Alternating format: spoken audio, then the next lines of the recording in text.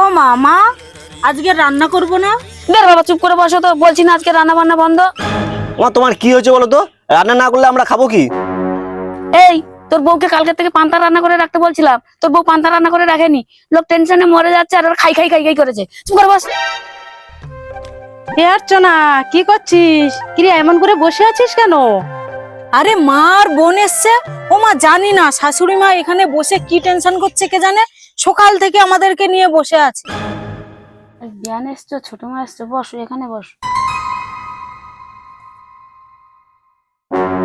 ও মা, শাশুড়ি মারা এসেছে, এবার তাহলে রান্নাটা হোক, না হলে ওনারা খাবে কি? দেখ বাবু, বিরক্ত করবি না। আজকের একটা এত বড় দিন, তোদের কি টেনশন হচ্ছে না?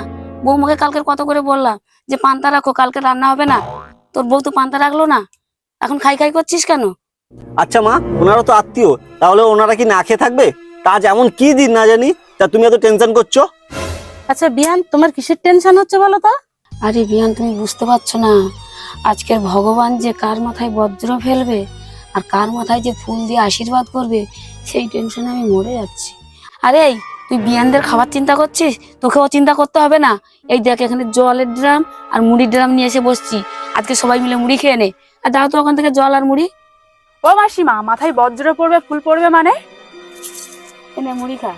আরে ওই দেখো, ভোট গণনা চলছে, ওতে যে কে জিতবে কে হারবে সেই টেনশনে আমার মাথা খারাপ হয়ে যাচ্ছে। Mata nih gue, Pak.